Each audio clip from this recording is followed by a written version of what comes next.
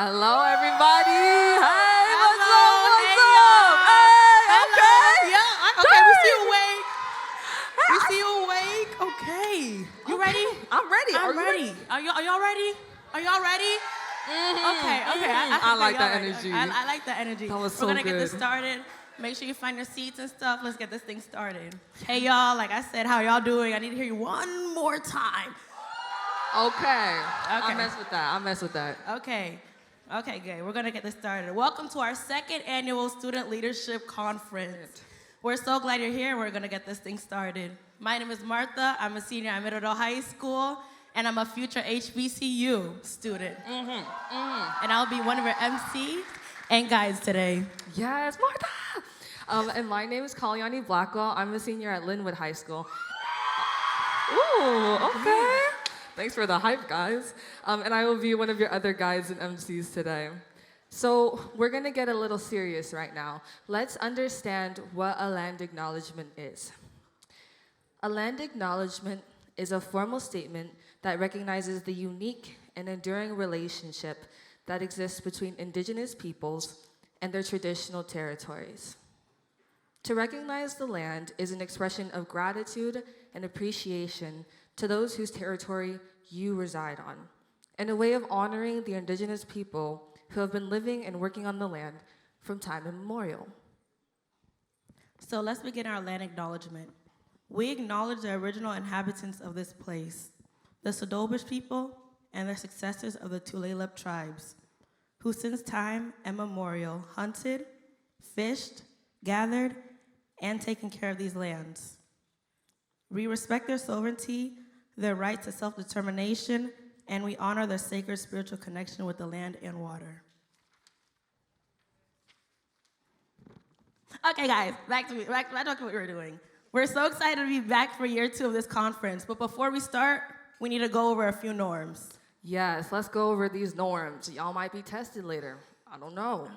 So, first, we ask that you please respect the space we are in and the reason we are here. We are here to learn together and to grow together. 2, this is a school-sponsored field trip, and you must stay on site for the entire conference, the entire thing. So don't go off to like Chick-fil-A or something. I know some of y'all would do that. Don't be doing that. Don't do that. Don't do that. And then number 3, please, no food or drinks in the auditorium. And also, before we get started with our day, this conference wouldn't be made possible without our amazing sponsors. So please help me say thank you to the Foundation for Edmond Schools, the Hazel Miller Foundation, and Edmond Center for the Arts. Okay, y'all. Thank you for respecting our norms. And first, we'd like to invite to the stage Dr. Victor Vergara, Assistant Superintendent for Equity and Student Success. Woo! Dr. Vergara! Hello, hello. Good morning, buenos dias. How is everybody doing? Are you ready for this or not? Yeah. Okay, my name is Victor Vergara, he can pronounce. I'm Assistant Superintendent, but most important, I'm a proud Latino. I want to thank you for joining us today. This is our second annual leadership conference, and we're so proud to have this opportunity for all of you students, and I'm hoping, as we have 10, 20, 30 different conferences every year. Our goal, we started 3 years ago actually, just thinking and dreaming on this, because we were like, why not have an opportunity for our students to have it one day full of conferences with good keynotes and good sessions where you can keep developing your advocacy skills, your leadership skills. So here we are, our second annual conference. So I want to thank you and give a big round of applause for you attending today. Thank you. Our goal is to provide high school students the opportunity to build and strengthen leadership, advocacy, and racial literacy skills to create transformational and sustainable change within themselves, family, and the community. Every day we keep hearing that we need to disrupt the system. We need to do things differently if we want every single person to have opportunities, to have equal opportunities. As a director of equity for the district, it's my pleasure to do this. Why? Because we're opening those doors for you. And my goal and my personal dream is that you go up there and you keep motivating others, because we need to do this work together, all together. And as this quote right here, if your actions inspire others to dream more, learn more, do more, and become more, you are a leader. You are here today because you are a leader. So please make sure that you have a fantastic day, and don't forget to go up there and motivate others, because right now we have 300 people here. Our dream is to have 600, 1,000 people attending this conference, 1,000 students, okay? So please enjoy your day. And with that, I'm gonna introduce our superintendent, Dr. Rebecca Miner.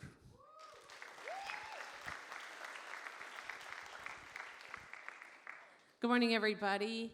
I am so excited to be here. This is my first time at the conference, and I'm just happy to be able to greet all of you. I just have two quick messages. One, I'm going to put a really big plug in for two groups we have in the district. One is the Superintendent Student Advisory Committee. Raise your hand if you're in that group. If you see those hands up, please talk to those people, ask them what that's about. If you are a freshman, sophomore, or junior, I hope you'll consider joining our group. You saw them helping out today. They advised me, they just did an amazing presentation for principals about their thoughts on the dress code and the way it impacts our students that our principals learn so much from. So I can't wait to work with some of you on that next year. Second, raise your hand if you are a student advisor to the school board. I've seen a few of you. I see one hand back there, a few of you there. If you're interested in that, applications will also be coming out for that. I hope you'll consider that. They sit with the board at board meetings. They participate, and their voices are heard. This year, we had a couple of amazing students go down to Olympia with us, advocate at the legislature, so you get a lot of opportunities, and I hope you'll think about that. Second thing I'm going to say, I just had a feeling this morning, and I've never said this with any group before. I truly haven't. I had a feeling that a future superintendent of Edmond School District is in this room right now. Yeah. I really do. I don't know why. Sometimes I just get like a vibe or a feeling. I think one of you are either that person or you are sitting next to that person, and I hope someday when you're up here talking to kids, you're going to say, like, I remember this woman who was really old, and then you'll realize I wasn't really as old as you think I am. But this woman who was really old stood up there, and I'll still be alive. And you'll be like, oh, gosh, she couldn't have been 80 then because it's 30 years later.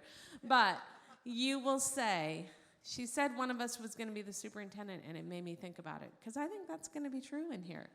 I think one of you will someday be leading this district, be supporting the students, and be in service to them and their needs. So I hope you learn a lot today. I hope it's a first step in, I know many of you have made many steps in your leadership journey.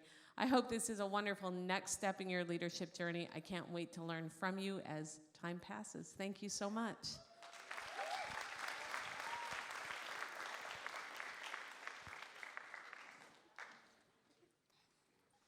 Dope. Thank you so much, Dr. Miner and Dr. Vergara. Okay, Joey, we're going off script. We're going off script. So we're all seniors here, and we thought it'd be fun if we gave some advice to the underclassmen as seniors. So introduce yourself, and then you can start. My name is Elijah. I'm a senior at Linwood High School. Yeah, Linwood in the house. Some important advice I'd give to underclassmen is I say to enjoy your time in high school. Enjoy it. Like, we all had a little cut in our school years because of COVID. You know, missed a few of our years. I missed my freshman and sophomore year because of that. And it's just like, I feel like I kind of missed out on some important times. So if you're a freshman, sophomore, junior, enjoy your time in school because it's important, you know? Yes, heck yeah, yes. I agree. Okay, as you guys know, I'm Kalyani. Something I would say as a senior is partake in extracurricular activities. I know it can be hard to balance it out, but it really does help you with time management. How many people in here play sports? A lot of you. I love it. Okay. So I do tennis and I do volleyball. And people are like, how do you manage that? And I'm just like, I don't know. But I do it, and it's great. And you form a community, and you build connections with people that you probably wouldn't even talk to. Because honestly, I don't even know half the people in my senior class, and that's a little sad. So I'm just encouraging you guys, if not sports, then maybe even music. I'm also a band student. Do I have any band kids here? Okay, I see you. I see all of you. So I just encourage you all to join in extracurricular activities. Okay, as you guys know, my name is Martha, and I just want to piggyback on what she said. Like I said earlier, I am going to an HBCU. I'm going to the illustrious Morgan State University. Yes, sir. Majoring in business marketing, and I'm not gonna lie to you guys, I didn't do too good on the education part, but however, I did do the 40-60 rule, 40% education and 60% of extracurriculars and other things to make sure you're a well-rounded individual. I went to work, I was president of BSU, and also I did a lot of other things. I also work with UW and their ASA and BSU as well as a senior. Time management is not easy. My class can tell you I had really bad senioritis. However, you just gotta make sure you stick to it and you can do it, no matter what everybody says, so yeah.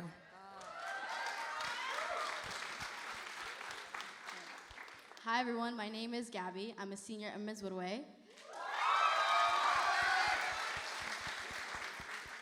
Some of y'all already gave some good advice, so I kind of wanted to also pivot off of that. I'm a co-president for BSU, and I love leadership and being involved in extracurriculars. I think it's really great, and it also it's a way to get together and to get to know more people. And I totally agree that you should do clubs and extracurricular sports and band and all that, because I think it's really fun and you'll get to meet more people, and it gets you outside of your comfort zone. Totally for me though, I agree. It gets me outside of my comfort zone.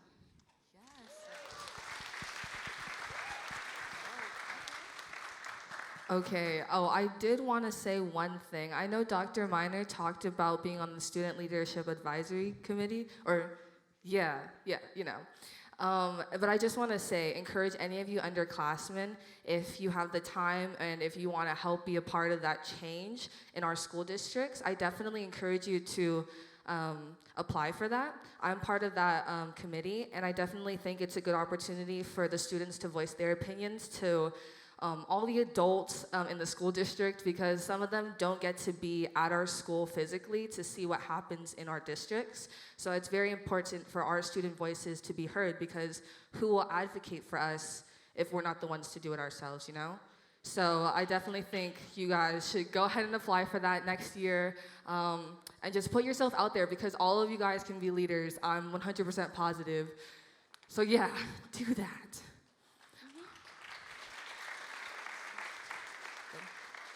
Okay.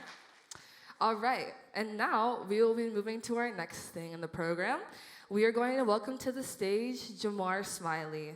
Jamaar Smiley, who's also known as the Voice of the Northwest, is a spoken word artist, a cultural curator, a poet, an author, and an inspirator. His work captures the essence of Black culture, the resilience of the human spirit, and inspires the courage inside of us all to be fearlessly authentic. Please give a warm welcome to Mr. Smiley.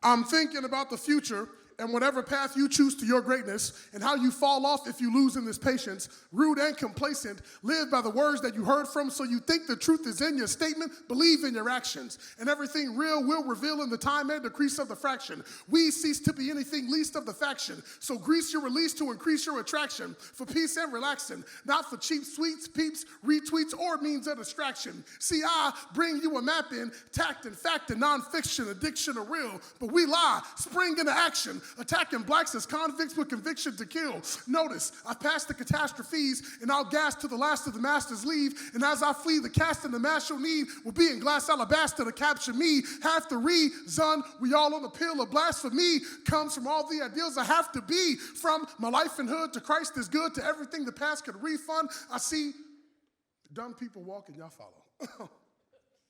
The TV says real talk is all hollow. We keep banging, pants will keep hanging, life will still sling the stings, so y'all follow, although there's a few right to lead, and show you how to process this new type of beef.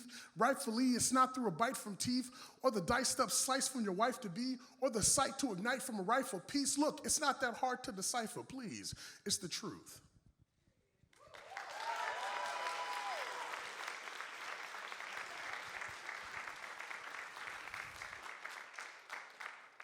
Okay, the mic's working. Good, good. All right, that's fun, that's fun. Hello, Edmonds, how y'all doing? How y'all doing, huh? Look, I know it's early for a little bit of y'all, okay? It's early for me too. So usually I don't talk until 10 o'clock, okay? Like 10:05 a.m., if you call me at 10, I'm not picking up because I gotta get my voice cleaned up and ready. And so I'm surprised that it's not all raspy and sounding 45 right now, so big ups to myself. But thanks for having me out here. I think, if I'm not mistaken, I think we're here to talk about the inspiring leaders of tomorrow, right? But hello. Okay, y'all's with me? Yeah, in the corner. They inspired already. But before I do anything, I have to do the thing that's right for myself. So this is for the railings, the walls, and the tag ceilings, sprouted from suppression and all of the bad feelings, to the ancestors and all of their glad meanings, rooted to their knees for scrubbing and rag cleaning. Shout out to the people who working and stay focused, carrying the others who moping and lay hopeless. Even though they're pushing it forward, they pay notice to the headliners who never could stay dopeless. Much appreciation to patients who paying bills, and the state farms and doctors who waiting still, to the soul men and fathers who playing bill, working through the 9 to 5 or laying still, even off the path, these people we recognize, keeping to themselves the ones that we reckon wise, familiar with trouble from loving the rep inside, using you and choosing to lead into taking lives. Even to the youth, my truth of acknowledgement is harder than the starters of families college sent. Much harder than to barter or render abolishment is solid motivation to furnish thy polished tent, enlightened through the journey of titans and fighting kings, persuaded by those jaded and all of the sight it brings, bestowed to behold however we write and sing, the skill to reveal the dark and to brighten things. Here's to the student, misguided and underread, working his entire life to be underfed by people who can see him as only a dunderhead, since he could never scrape off the toast from his Wonder Bread. Here's to the world and the lives of the cracked steeple, bowing down my head to all that attack equals, raising up my fist to follow the track sequel, pouring out my liquor for all of the black people.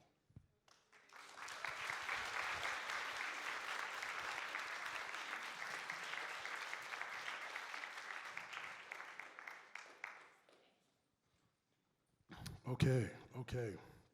Look, I told you I'm gonna be sipping on water to make sure I don't get my gravelly voice. I start with that as much as I can and almost every time I can, because it helps me stay grounded, but also it reminds me of of why I do what I do. And as I stand here today in front of all of y'all, I had this whole idea about what I was gonna say, and this whole dialogue, and it was gonna be so fun. But I don't know, man. We here, so can I be real with y'all? Is that cool? Yeah, it's cool with y'all. I feel like we cool. We gonna be real. But can I be real with y'all back there too? Is that cool? Yeah. Oh, y'all so excited about me being real, and y'all have no idea what I'm about to be real about. This okay? All right. No, so I arrived back into Washington last Tuesday. And last Tuesday, like as I touched down, when you're in the airport, you're in airplane mode on your phone, so you can't really look at no messages. And then as I got out the airplane, I turned my airplane mode off, all the little bleeps start coming in, and then I decided to look at it waiting for the Uber. And then I got a message, and the message was, "Hey, your father's in the hospital." And I just thought, dang, I got a whole week left. I can't even deal with that right now. And so for me, it was a little different, but I never had a solid, open relationship with my father until probably like 2-3 years ago. So it was a building thing that we were having. And as I started to learn more about him, one of the things I do remember when I was young is that he would tell me is that you never know where you're going until you know where you've been. That was like one of the 3 things he taught me. The other 2 things was how to steal stuff. So I'm not gonna pass that information to y'all, okay? Some of y'all don't want to know that anyways. That's not even helpful right now. But you know, yeah, he told me that you never know where you're going until you know where you've been. But he liked to rhyme things. And so he would say, you never know where you're going until you know where you've been. Your forefathers' greatest achievements. Oh, there we go. You never know where you're going until you know where you've been. We carry our forefathers' achievements and also their sins. That's what he would say. But I was like 8. So to recall it now as all that was happening, that was the first thing that came into my mind. And it stuck on my head for 2-3 days and I couldn't get it out of my mind. And I think today more than ever, and I'm really glad that it happened today more than ever because it's over a week now, that we're here and we're talking about the leaders of tomorrow and we're talking about inspiring the leaders of tomorrow. But I think I'm not even here to inspire y'all. Like, I shouldn't even be here for that. I think every single person here, young and old, has found somebody that has already inspired them to be that leader or to want to be a leader or to be here today to desire to become that person they should be.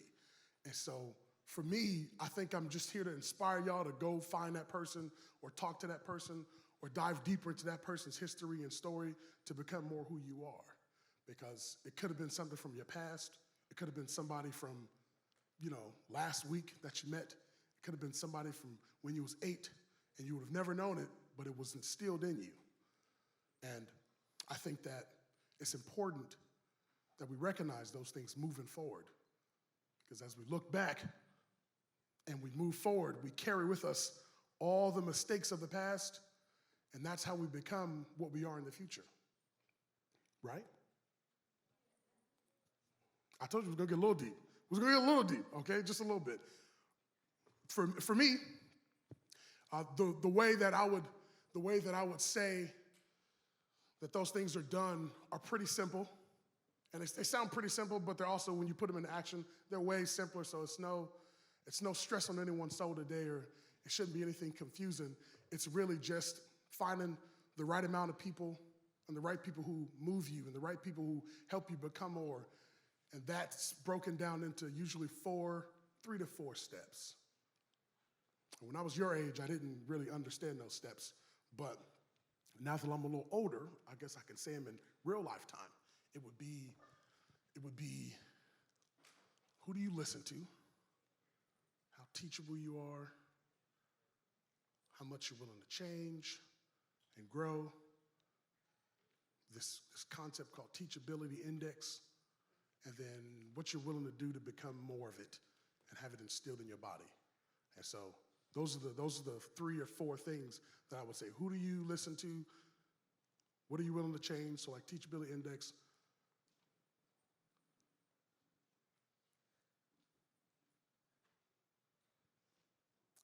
I'm gonna say something about teachability index real quick.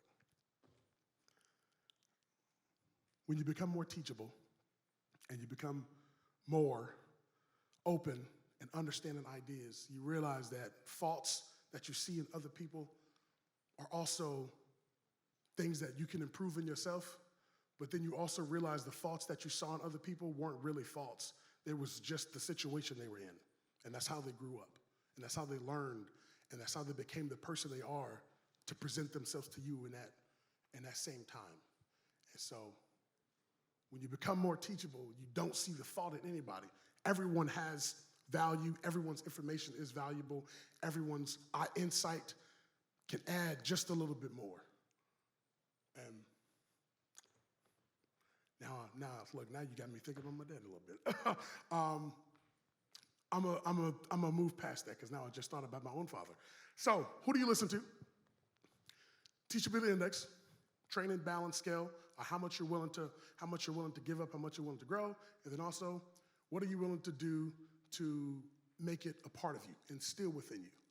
When I was younger, I didn't really understand those concepts, but as I'm a little bit older, I feel like I'm a little more comfortable in it. And so we talk about firstly, who you listen to, right? And it can't be me. It can't be your teachers. It can't be, hopefully, it can't be your best friend. Ideally, it shouldn't be the celebrity on TV. It should be the person who has what you want and has what you desire. You follow me?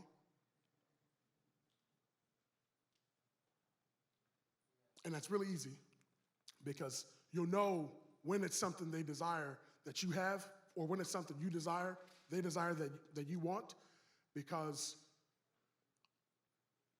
as you see them act and as you see them live and as you see them move, you gravitate towards it. It's almost subconscious how you move towards it.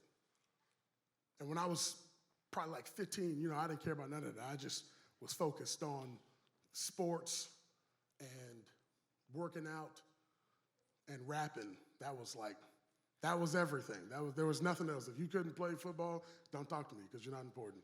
If you couldn't work out, don't talk to me. You can't even do a push-up. And then if you couldn't rap, I don't even know why you talking. You couldn't drop a beat. There was no chance. And so to this day, like if someone dropped a beat in my ear, I would hear it, and then little bars would start coming in my head, and so it would be a little nuts.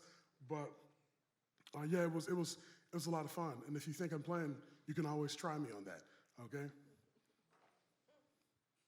So, look, I heard somebody drop something. Look, I thought you were trying to get me. Actually, we're here. Okay, let's do it. Let's do something fun right now. I'm gonna call on somebody, and y'all gonna give me some words, and we're gonna do this in real life time, all right? To make the understanding of what it is. But it's what I learned. It's what I grew into. So, orange. I don't even know. I don't know names. I'm calling colors on church right now. Orange. Give me a word. Love. Okay. What's up, hand raise? Give me a word. You said good look. Blue. Okay. Blue. Love. And then I see your hand right there. Oh, y'all going super hard, huh? I'm not even gonna call on you now because you're going too hard. All right. Give me a word right there. You with your hand up. Coconut? Hoping? Kobe? Okay, all right. Love blue Kobe. All right, love blue Kobe. Hey, hand raise. Instigate. That's a word. That's what I'm talking about. Hold up. Give it up to instigate. That's a real word. Oh, yes. Instigate. And then love, blue, Kobe, instigate. Boy, you dedicated. You want this one, don't you? All right, look. You know what? I applaud you for your dedication. All right, so go ahead. Sophisticated. Okay, all right, that's two now. Yeah, we're gonna have some fun. I want you give me another one? Oh, okay, look, let me see if I got one more. I told you, I don't talk before 10, so we're gonna get my mind right, all right?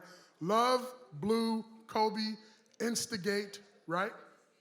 Sophisticate. Oh, that's too easy now. Instigate, sophisticate. Those are the same things. We'll keep it at 5. And now that we're here, love, instigate, sophisticate. That's pretty easy. Okay, all right, look, I'm gonna do one more. Because instigate, sophisticate already rhymed. That's cheating. Give me a word. Future. Hello, now we talking. Love, blue, Kobe, future, instigate, sophisticate. All right, that's easy. Now, somebody go ahead and drop a beat. Look at it got dead silent, didn't it? All y'all start struggling saying, blue. Oh, blue. Was you blue or was you Kobe? You was blue. Blue. Give me something. Give me a beat. Come on. No. Don't change it up now. What y'all didn't know is when I said it, they start dropping beats in the corner. That's why I heard it immediately. So now they're going to act all shy about it. We here now. Go ahead. Drop the beat. We here. We looking. Look at. Now you're on the spot. Oh, that's different now, ain't it? Uh-huh. Oh, that's all right. I'm not asking you to go all wild and I'm not actually gonna do that. Don't worry about that. Don't worry about that. Don't worry about all that. No, I'm not. No, we're not doing both at the same time. All right.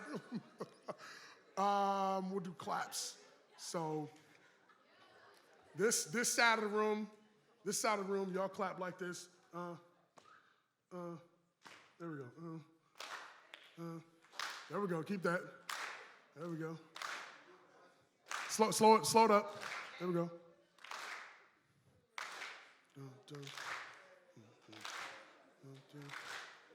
Okay. All right. Stop. All right. Good. We're gonna come back to y'all in a minute. Okay. Now this side of the room, y'all go dum dum dum dum dum dum dum dum dum dum. Look dum dum dum. Okay. You see what's about to happen? Dum dum dum. Just the dum dum dum dum dum dum dum dum dum dum dum. Here's the clap. Dum dum dum dum dum dum dum dum. Look, that's easy, right? Dum dum dum dum. Dum dum dum dum dum dum dum dum dum dum dum dum dum. Now I'm gonna tell you the truth of this. Every time that I opened up my mind and my spirit, it was future-ish. You know just who it is. Just what these words are true. I keep it from the spirit, but I ain't talking blue. And every time that I do it, it was easy. Freestyles off of the top, please believe me. Look, it's all a dove flow. I fly up in the sky and reach the wings, touch the sun, not the love though. But where's the love though? And where's the hugs though? Where's the people all around? It was trust, yo. We keep rolling in this freestyle, I make it there. Sophisticated like them girls with Jamaican hair. You know me, I keep rolling till I'm indicted. Spitting freestyles to the top, I never write it. Yeah, off the brain, it's so easy, you can find me there. What's that other word? Sophisticated, and there was another word. Instigated. Oh, I tried to instigate it. I tried to make a little piece, but yeah, I meant to made it. Yeah, I mentally wrote it in my head, but forgot it. If I came back again, then we gonna spit it anyway though. You can play though. I never break it down. I always mold in these flows like it's Play-Doh. Never said hey though. You know I'm old, please. Free throws off the top like it's Kobe. Easy. Look. And then as that's happening, shout out to the person who put all the words up on the screen right there. I didn't even see that. Look, my boy's dedicated. I didn't see that until I said Kobe. I said, oh, you set me up. You could have had me there the whole time. Thank y'all so much for participating, okay? All right?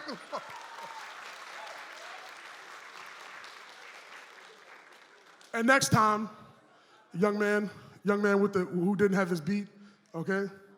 All right, I hope you're in my session. I hope you're in my session, man. You in my session? Good. Now, I changed my whole session up just for you, just now, all right? It just changed up, okay? Oh, you got it? Oh, now you get beats. Oh, no, it's different now. You do instrumentals, huh? All right, we're gonna figure it out. We're gonna work it out. So, who do you listen to, right? Who do you listen to? That's the first thing, okay? We listen to people who have what we want, okay? We always listen to people who have what we want. And that depends, that'll change over time, but it genuinely comes down to what it is you want. And that can be out of life, that can be out of this week, that can be out of this conference, that can be out of the next school year, that can be out of whatever you need it to. But we start by, who do we listen to? Okay? Okay? If you can hear me one time, put your hands up. If you can hear me one time, put your second hand up. Now, bring them together and make some sound, okay? All right, he gonna wave them in the air like, look, not like you just don't care. Look, we did that already, all right? We finished the rhyming portion. So, we can hear each other, right? Okay, so who do we listen to? That's the first step, all right? The second thing we learn is what I was told was teachability index, right? Which is, what are you willing to change, and then what are you willing to give up? The question I would ask is, how many people know what change is? You can raise your hands. It's okay. If you don't know what change is, that's okay too. Nobody's gonna judge you, How many people know what change is? Raise your hands. Everybody, right? How many people are afraid of change? A lot of people, right? Yeah, look, I'm not different, okay? I'm afraid of change all the time, all right? This is why I still got the lineman belly, okay? Because it ain't even going nowhere. I could have got rid of it about twice now. It ain't going nowhere. I like rubbing it. But we have to remember that change is inevitable, okay? That's a fancy way to say change is gonna happen anyway. And I'll prove it to you. I'll prove it to you right now. When you woke up yesterday and you went on and did and you got dressed and you did whatever you were supposed to do and made yourself look nice, I'm sure everyone's got a method for that, okay? You thought about it, you went through the process, and you said, ooh, I look fresh. Then when you woke up today, you did the same thing, right? But why didn't you put the same clothes on? Somebody said because they're dirty. Okay, they dirty. That's all, yeah, they dirty, right? There's that. But then also, why didn't you put the same clothes on? Who said they put the same clothes on? Oh, bless your heart. Oh, child. Oh, we got to talk. Oh, we got to talk. You didn't raise your hand when you were scared of change, huh? You was fearless about that. All right. I know that. I would argue the point that we change even something simple like our clothes because innately we understand that we have to change. And so doing it on a consistent basis makes it unreal. And so seeing the change every day, visually, mentally, emotionally, physically, spiritually, whatever aspect you want it to be, being in part of that change every day makes that reality. And if it doesn't change, then we actually lose a sense of reality. And then you become, a little loopy, and who knows what happens then. But internally, we have to change. Our body wants us to change. We push and fight for that every day. And so when you look in the mirror, you notice the slightest change in your face. You notice, oh, a pimple's growing. Oh, where did that come from? Because your eyes see it. You notice, when I was young, I noticed my first hair. I said, oh, I got a hair. Oh, and then my sister ripped it out. So I had to live with that for like a week. I'd go in, like, where's my hair at? It's gone. But we notice those things innately because our body is in tune with the concept of change. The only thing, I couldn't hear you, what'd you say? Come on, say it out loud for me. Life is not life without change. That's what I'm talking about. Life is not life without change. That's a real quote. Show some love.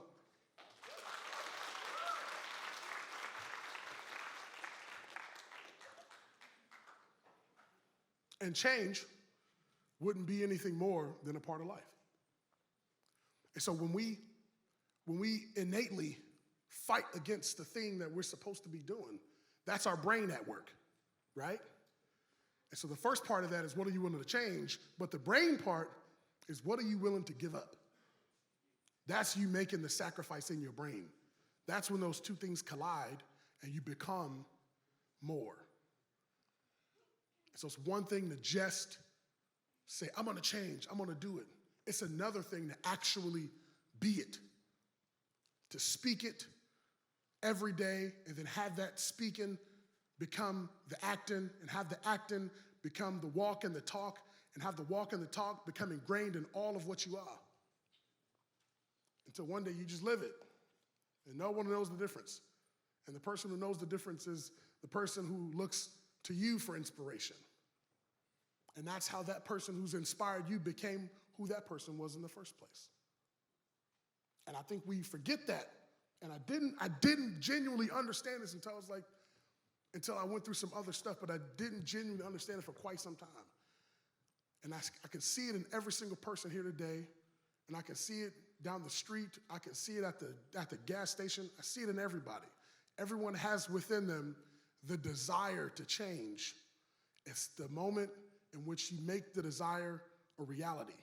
And that moment becomes you making the decision in your head of what are you willing to give up to make that change happen. Okay? Third one, remember, who do you listen to? Teachability index, all right? The next one is like, they told me it was the training balance scale. But the next one is really, what do you believe in, right? And how much do you believe in it? Because if you don't believe in it, if it's not true to yourself, if it's not real in your own heart and soul, if it's not real, then it's never real in the first place. And we go back to the leader. We go back to the person we find that we follow. I go back to my first interaction with the first person I thought was amazing. I go back to my ancestors. I go back to anyone in my family who's done something that I thought was amazing, that's inspired me to do more. My great-great-grandmother,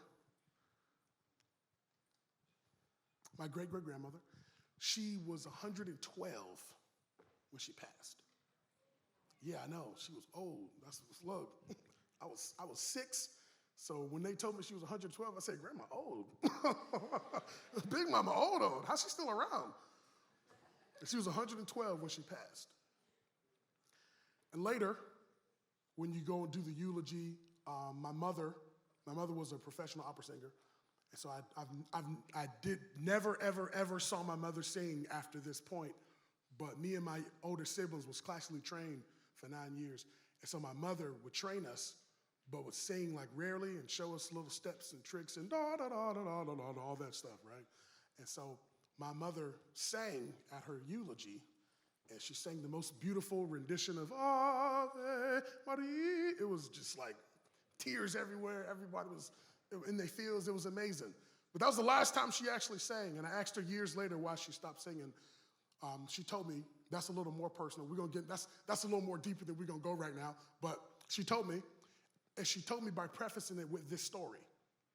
When my great-great-grandmother was 17, when she was 7, and her sister was 17. My great-great-grandmother was 7, her sister was 17, her brother was 12. They escaped.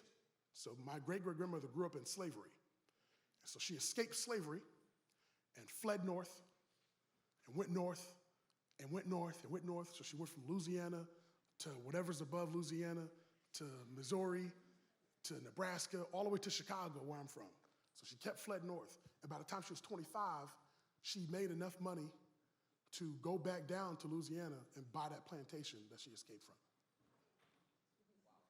That's what I said. Wow. Right. And so the story that she prefaced it with was that.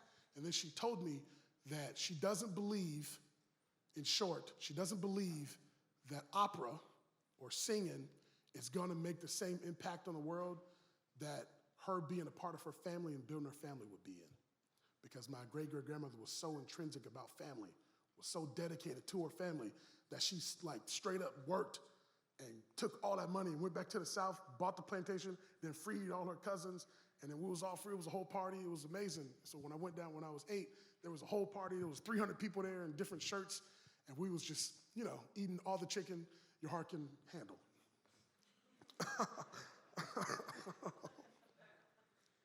That story stuck with me since I was 6,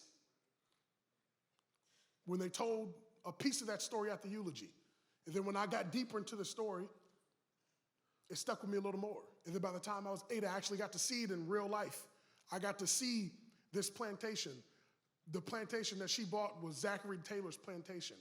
Zachary Taylor's the 12th president.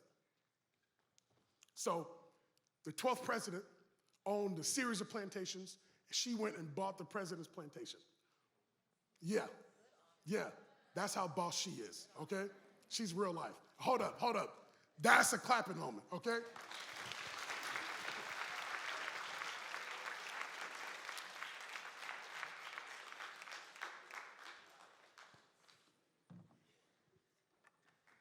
If anybody would clap, it would be in that moment right there, all right?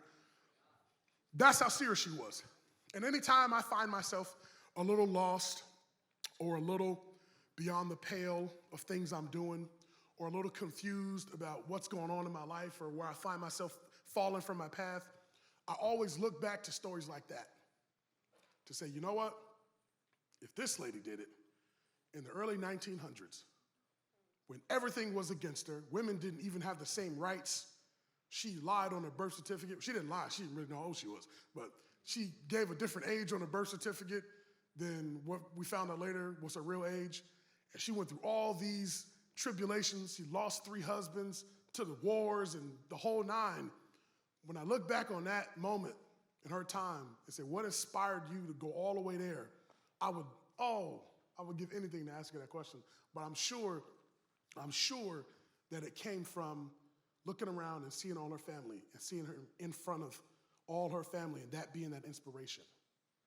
That being the inspiration. And understanding and believing that that moment right there, that those actions is gonna supply her family for as long as she can live and even further, okay?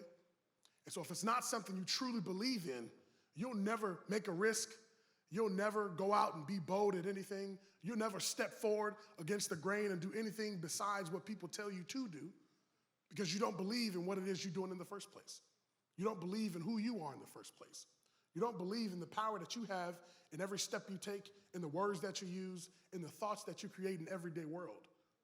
And so this third little concept that we talked about, it's a real little concept, but this third little concept, the train and balance scale, the third concept of what you actually believe in, how much faith do you have in something?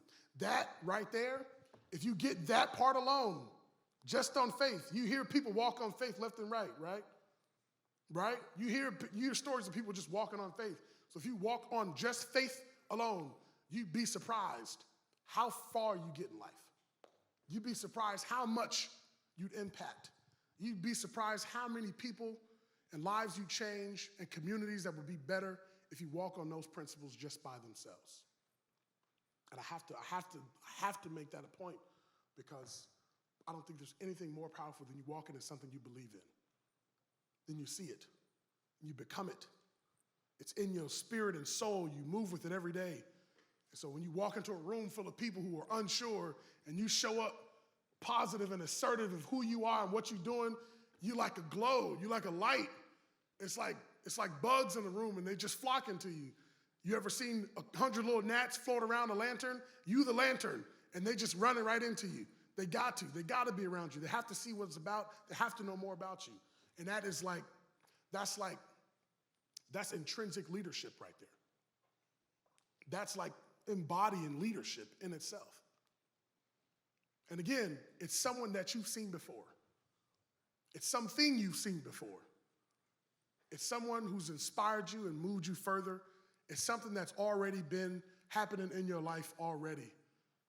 Already it's happened. I know it has. And I'm just here to point it out so you can find it and use that tool to become and grow more, okay?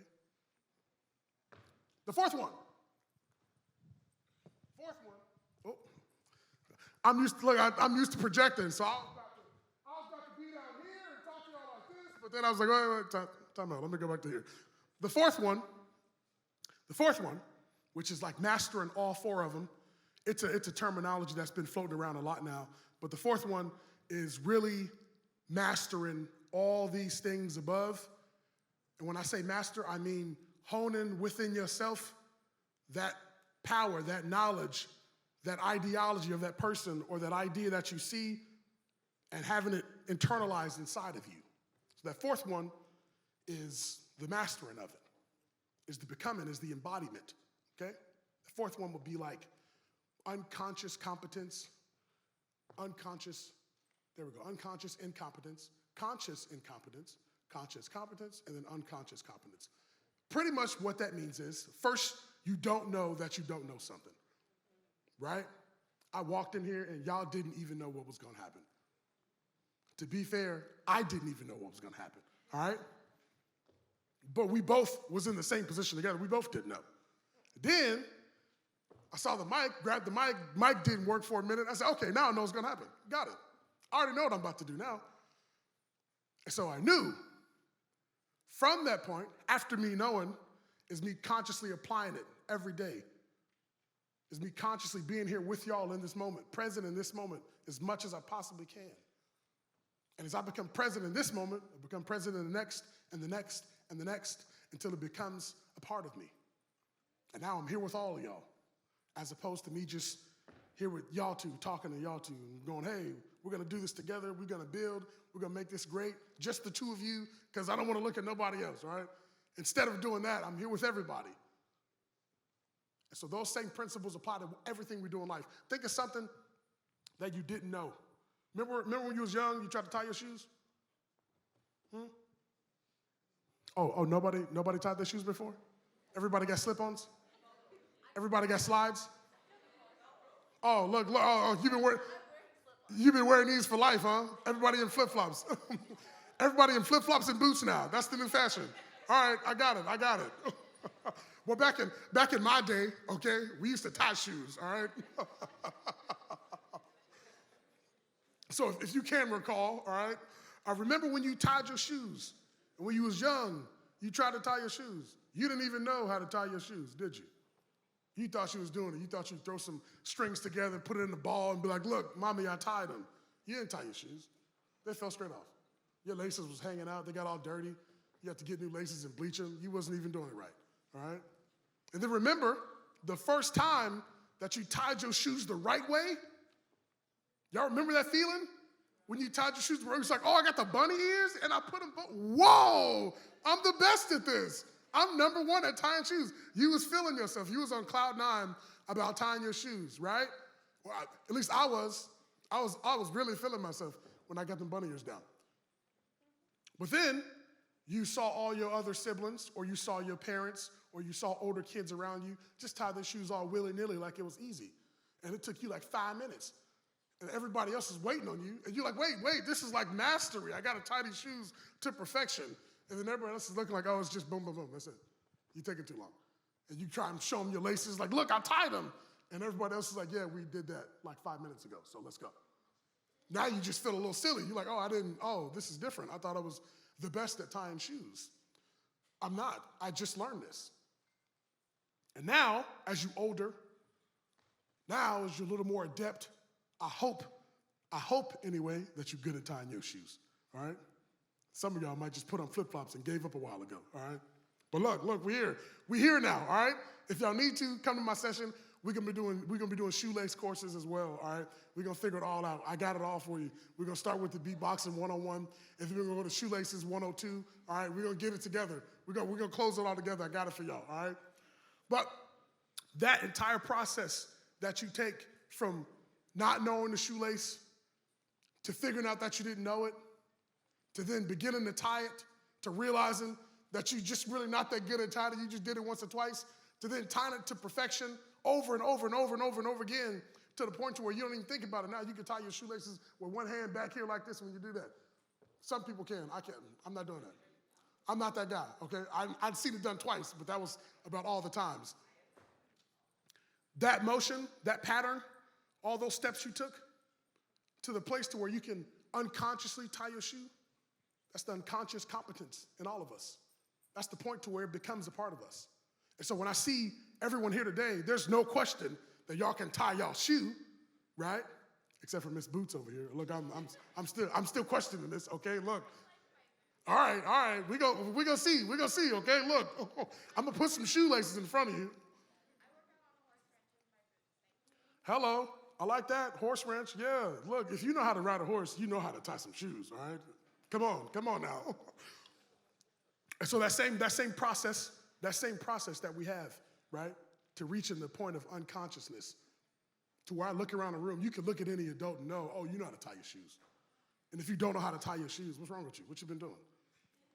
That same process, right, and that same recognition that we see is the same thing you internally see in the person you want to be, in the things you want. You see it in them. You see that thing you want, that it's right there. I see it, I know it's there, but I don't know the method to get it. That's you realizing that, I gotta figure out how to tie these shoes. And that process and being around those people, being inspired by those leaders, is you figuring out the shoe tying process. All the way until you become the person who can tie their shoes easily, okay? Until then, you're working at it. We're growing, we're changing, we're living, becoming more. Until one day, 4, 5 years from now, 2 years from now, 7 years from now, whatever how long your method of process will be, until someone sees you and is inspired by you and the things you are and the things you live and the things you walk and talk and breathe. Someone's inspired by those. And for you, it's just second nature. It's just who you are. Oh, I didn't think anything of it. I host like a showcase in Seattle at a venue, and we always have fun. But I was classically trained since I was 9, so like I've been conditioned on music since I was 5 and a half. From 5 and a half to 14, and then at about 9, 10-ish, I was going through full ranges and all of it. Like I was like a real student. My mother drilled us over and over and over again. So by the time I was 14, music was just my ear. Now, I see so many more people, so many more musicians in this world that I'm living in now, and they all go, how did you conduct that? How did you hear that? You didn't hear that? Oh, you didn't hear it? You didn't hear that fifth? Oh, that's crazy. I thought everyone heard fifths. But for me, I have to remember that this was a process. It's so innate for me now that I can literally just hear it. And so when I'm in a room of musicians, they go, oh, what do you hear? Because I'm still learning it, but you just hear it. And at some point, someone pointed it out to me, but at some point, I didn't realize that it was just second nature. Someone actually had to point out, hey, man, I think you've been doing this for longer than you think. And I said, yeah, I was like 5. My mother would get me on the keyboard, and we'd do this and go up and down and up and down and up and down so I can hear when you're missing pitches. I can hear all that. I know what that sounds like. Oh, yeah, I'm just learning that. Oh, I didn't put those two things together because it's so natural for me. It's so simple for me. It's such a part of my life that I don't even think about it. It's just there. It's like breathing to me. It's like tying a shoe. I'm up, shoe tie, let's go. And I'll look at my son, and he'll look at me tie my shoes and stare at it intently and go, whoa, what are you doing? I'm just tying my shoes, kid. Calm down. There we go. Look, I put them on too. Oh, then we do the little shoe dance. But it's innate. It's a part of you. And have it being a part of you, having it become the thing that you walk in, the thing that is second nature to you, you end up walking inside of what we would call leadership. You end up walking inside what we would call inspiration. You end up walking in what one of my old musical teachers told me. He said, you're walking with your ancestors. And I thought, oh, that's a really cool way to say I'm just doing something. But okay. But you end up walking with them. You end up taking that same path. And so then when I think back to when my father would say that you don't know where you've gone until you know where you've been, and our forefathers' accomplishments we carry, but also their sins, we end up walking in those. I end up doing things that, hopefully my great-great-grandmother would do. I end up doing things that I know my father did. And I know it passes down the line because we walk those same patterns. And nothing is new under the sun, but in everything we have today and everything we want to become today, someone either around you or in the world or someone connected to you in some way, shape, or form. And the world is so connected today that it's almost impossible. Someone in some way, shape, or form is living the life that you dream, is walking the path that you desire, is embodying the type of person, the type of leader that you desire to become. And when you find that person, when you attach yourself to the ideology, when you latch onto it and become it and absorb yourself in it, you watch over the years how it just grows and becomes you. And I hope to see you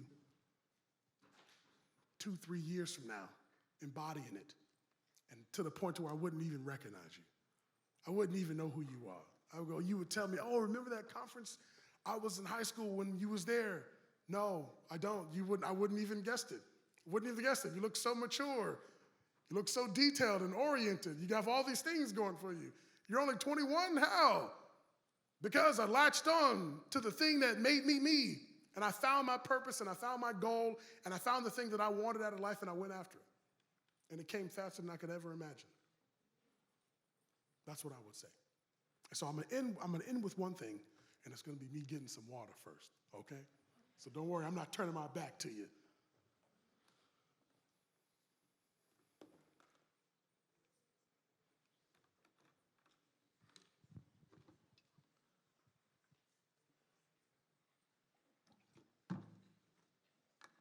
Okay.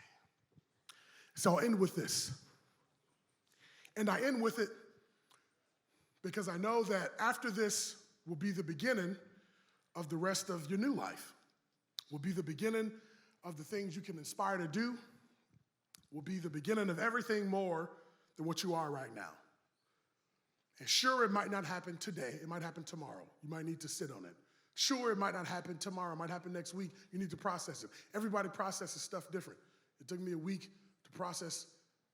A long time ago, it took me a week to process like one little football play. I would look at the play for like hours and go, I don't get this. What are these circles for? What's the X? Like none of that made sense. I thought it was tic-tac-toe. So I genuinely would mess these plays up on purpose. But it took me weeks to process this. It took me weeks to understand, how to rap and how to put rhymes together. And it's not actually just rhyming, it's the story that goes into it. It took weeks. But in either way, shape, or form, it started today. So from now on, for the rest of your life, until you have kids and more kids and create community and bring in a support, I want to welcome you to the first of many congregations where we speak life and not just conscious statements, contemplating on what's wrong and right, fair and just, while adjusting to constant fakeness. Take this time to wake up and see yourselves and stay true to believe yourselves. Because inside the truth lies the power to break those seams and make your dreams the real life. You need yourself. You need your health, your mind, your spirit and soul. So feed a healthy mind and your spirit will grow. And in need of peaceful mind, we lease the time to reach and find the wisdom inherently known. Our parents alone knew that it would take a village. So we were raised by the hands it would take to build it, and learned brilliance and resilience, showered and praised, and seldom sat from trees, soured by slaves, hung for living free and freed from living wage, feared because of knowing, followed because of growing power, to turn the sourest lemons to Minute Maid our minutes, made from menaces to white society. Sinners made from sentences, no rights apply to me. This ideology of the fight inside of me, while being 2/3 of a life is mockery, I am what you are. The last of supreme beings to map the earth and bend the skies. But also, we are the first supreme beings to live in a world that depends on lies. So break out of that disguise, trying to beat the system. And stop fake crying, trying to be a victim. Look, my mama was a victim. My daddy was a victim. My great-great-grandmother, Cabby, was a victim. And to my firstborn son, your daddy was a victim. But I'll die twice before I live a half-life where you would even understand what it's like to be a victim. So enough about problems. We start here with solutions. And it comes from the words in our own Constitution. Well, then we can stop all this marching and stamping, because MLK got set up just like Fred Hampton. Look, I'm so tired of this battle of the riches. I've never seen a billionaire lost in the trenches. And if you didn't have 8 kids in a motel full of crackheads, then you wouldn't know what it's like to be evicted. If you've never been stripped of your native tongue and culture, then you don't know what it's like to be conflicted. If you've never been half yourself 100% of the time, then you don't know what it's like to be restricted. And if you didn't cry when George Stinney was electrified, then why would you know what it's like to be convicted? With every generational act, we still facing the fact that we lack the right to be existent, but we keep pushing, and we keep praying, and we keep saying that naturally we gifted. So here is the end of financial apartheid. mental segregation, spiritual hogties, misinformation, appropriation, forced relocation, the nation's blind side. We arm the minds to protect the soul. They arm the minds to protect the gold. We worked a lifetime to pay for lifetime, enslaved by light shine until the shine is dull. So here is a new beginning, the spark of a new startup where parts of the truth are winning, where infectious lies that infected lives can live for no longer. They soon diminish. Now we stand stronger, louder, prouder, dug that crown up out the ground that's ours, reclaim the throne from these spineless cowards. The ancestors rage, the base of my power. From the line of Shaka, I align my chakras with the spirit of Zulu, Khan and Baraka, Garvey, James Baldwin, Tubman, Nat Turner, the courage of Malcolm, the truth of Sojourner, the freedom of W.E.B. and the lost scholars, and anybody else who replaces false knowledge. To replace it with love, to replace it with freedom, and thank the past for showing us the path to perceive it. So trust and believe it. Only speak to abolish, with the body as the temple, and the mouth as the altar, and from the tips of the tongue we pay spiritual homage.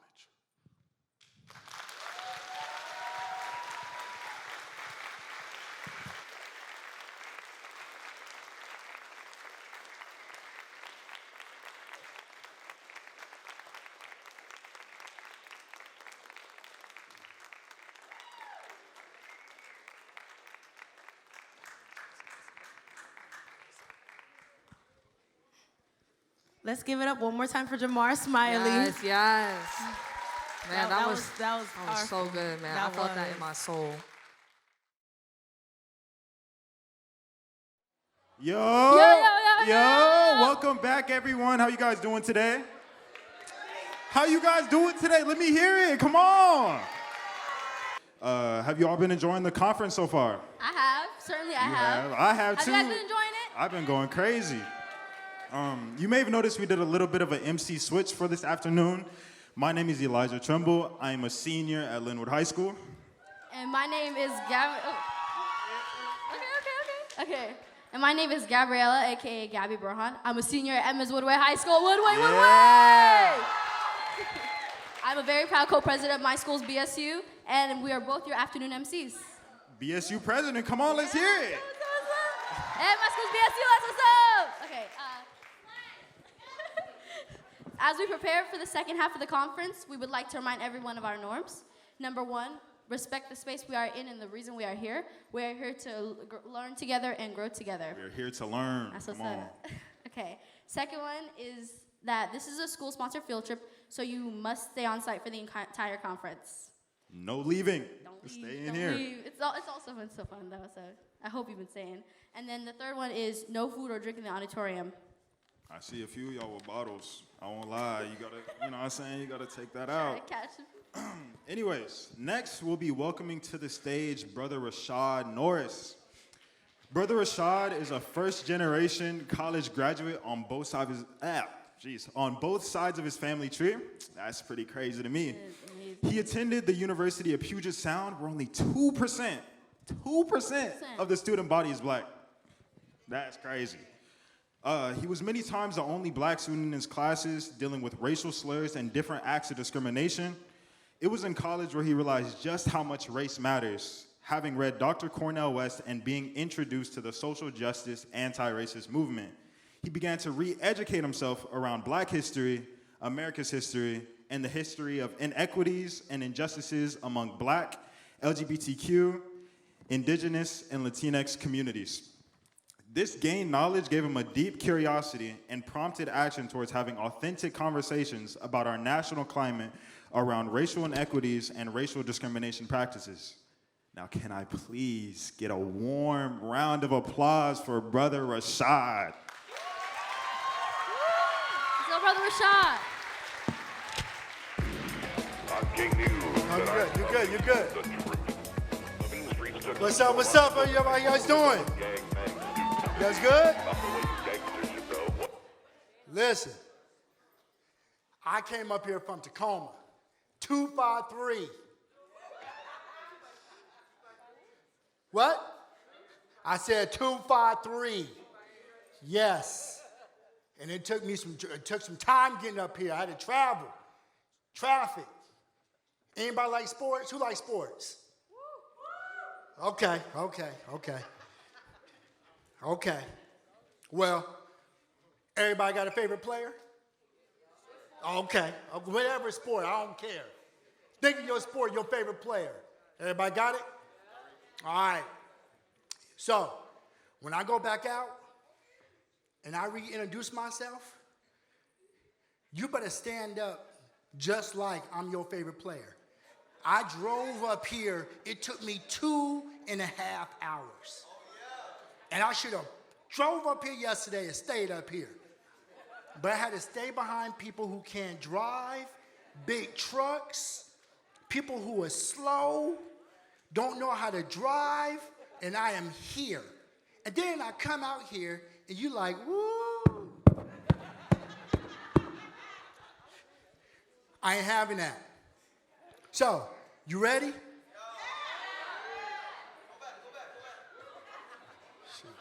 And I got the J's on. And they chocolate.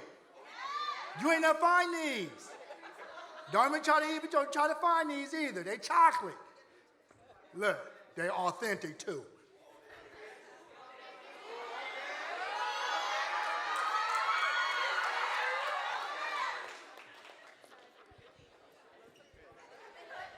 Ready? All right, here we go. Matter of fact, no. I'm gonna bring my hype team back out to do it. Hype team. Come on, man. Come on. Come on, hype team. All right, you ready? Okay, go do your thing. I'm gonna be right back here in the curtain. Got you.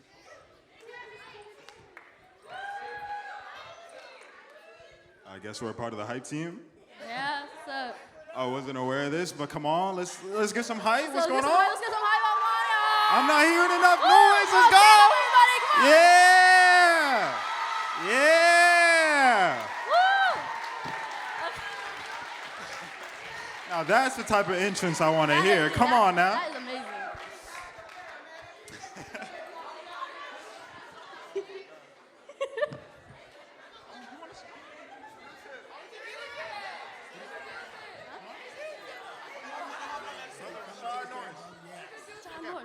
I made a little error in my hype team. I'm not the best at this. I was just aware of this.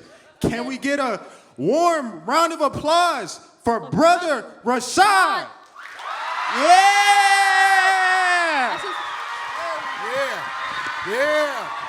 Yeah. W hype team. Yeah. You didn't stand up. Who else didn't stand? You didn't stand up. And your hair looking all nice, you didn't want to stand up? You didn't want to stand up? That's how you doing?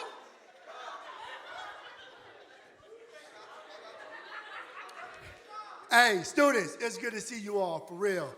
Hey, thank you for welcoming me up here. It's beautiful. I was here last year, so I'm thankful to be back this year. You always show me some love. Man, so today, I got some special guests who are joining me today too. Oh man, I appreciate that. I got some other special guests though. So, let me just tell you a little bit about myself. I'm from the Sway, the 253, and I'm a professor. I teach at Centralia College, and I also teach at Bates College. So I actually teach public speaking. That's what I teach. So this is what I do. Now, on the Zoom that I have with you, that you don't know, is my students who are actually watching me right now. Or they should be watching me, because your grade is in jeopardy, brothers. So, no, I ain't gonna do that. I ain't gonna call them out. I didn't call them out enough. But they should be watching me. And I just want to just say to those young people who are watching me, this is a fabulous crowd right now, audience, that you probably can't truly see, but it is beautiful. The reason why you probably can't see, they probably can't see you, is because I work with a tough group of individuals. And I'm gonna come to you today because we're gonna have fun, but at the same time, you didn't know that I see you. I see you, students. I see you. I see you every day when I go into the schools. I see you when I go into the group homes. I see you. And you need to be told that more often than not. And most importantly, who I see that I want to recognize right now is my black girls.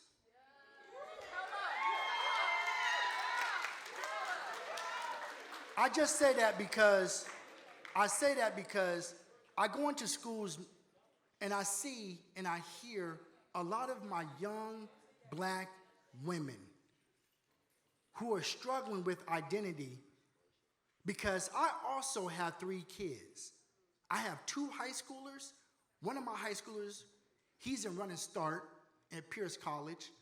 And I have a sophomore. And then I also have a freshman or an 8th grader young girl. And I didn't bring my babies because they in school. Well, they better be in school. And my young chocolate drop. That's my I'm a daddy's girl. And when I tell you a chocolate drop, she just black as midnight. Just beautiful. And she has beautiful fro hair. And I remember when she was in 6th grade, and she came home one day, and she told my wife and I that, Mom and Daddy, I don't want my hair. I want to straighten it. I said, straighten it? For what? She said, I want to look like Elsa. Look. She said, oh, I know. And I didn't know who Elsa was at first, y'all. I didn't know who that was. I was like, what? Who? What? Like, what are we talking about? So when I saw Elsa, I was like, oh, hell no, we ain't doing that. You ain't going that route. So what I had to do was, you remember that show Annie when it came out? You remember Black Annie? Yeah. So her and I went to the movie theater to go see Annie. This is a true story, y'all. We did go see Annie. We in line getting our tickets to go see Annie. We sit in the front row of the seats because we want to see our chocolate drop Annie, because I'm letting her know that, hey, Annie black. And she like, whatever. I said, girl, come on, we gone. We go see Annie, and in front of us is a young white girl with her mom. And the show goes through the previews. It gets to Annie, and the white girl looks at her mom and said, this is not Annie. My daughter said, yes, it is. And ever since then, she loves to wear her hair out. And it just flows. Now, she get her little squirrels right here. You know, I ain't mad at her. She does the little squirrels right here. But what she told me was, Dad, the boys don't talk to us. The girls want to be like us. And they don't say nothing to us. And then also, there's a thing called colorism. When they think you talking like you too dark, and white or light is better. We have this issue right now in our communities, especially our black and brown community, that we are truly hurting each other on colorism. So whenever I do this work, my first thing I'm gonna acknowledge is my black young girls to say, I see you. Because that got me a little black girl. And me and my black girl, shoot, that's my ride or die. That's it. I'm putting hands. I mean, I ain't gonna put hands on her, but I'm gonna put hands on somebody else. No, I ain't gonna do that either. I just stop. Let me stop. But I did teach her how to defend herself. She has to defend herself. And she's getting suspended. But that's okay. It was for a good cause. So I'm okay with that. But I'm here today to just give you some important just wisdom, some storytelling. We're going to have some fun. I want to see your talents because, like I said, I see you. And I wonder if your own classmates up here see you. Do they know how talented you are as an individual? Do they know what type of leader you truly are? Have you ever been told that you are a leader? Have you ever been told that you're relevant? And see, let me just tell you what relevant means, because this is my own brand. And by the end of the show, end of the presentation, I will hope that you all take out your phone and you will follow me on my Instagram, because my kids say, Dad, you lagging in your numbers, player. So I'm like, okay. So my Instagram is relevant_engagement. But I've been doing this now for 2 years, and I had to go do a study to understand why I want to come out here and do this work. Why is it that I want to do this work? Now, mind you, I was at a college for 14 years. I was at Highline College for 14 years. I was a director of community engagement. That means I did out to all the community schools and everything and recruited kids to come to that college. I also put on big events. One of my big events was called the Black and Brown Male Summit. Had over 600 young black and brown boys on that campus. The other one today that I'm gonna highlight to you, all you young women in here, and I'm gonna tell your teachers and administrators, you need to go on Highline College's website and check out Yale. And it stands for Young Educated Ladies Leading. It is a big summit that we bring in other women of color to empower and to encourage you. Over 400 young black and brown young ladies will be at that summit. Now, I've been doing that for 2 years. It's not until COVID hit where I really had to really sit back and really reflect on who I was and what I really want to do. And many of you right now, you're probably in this same boat that you need to sit back and reflect. You're growing faster, and we're making you grow faster through your technology and the way you communicate with others. And when I did that, I found out what relevant really meant. Now, when I present this to you, because you got to know, Brother Rashad comes with goodies, but everybody just don't get no goodies. Goodies come with a price too. Not a cost. I ain't gonna charge you. I ain't gonna do that. How much it costs? I ain't gonna tell you. But I'm gonna tell you this. No money? You got $2? I'm gonna give you a sleeve. A penny? That's how you doing Brother Rashad's work? Man, you can't do the work like that. Not like that. Ain't that crazy? Can I tell you something? Can I just tell you something what we do in our community? One thing you need to know, and I'm a black history historian. Who in here ever heard of Black Wall Street?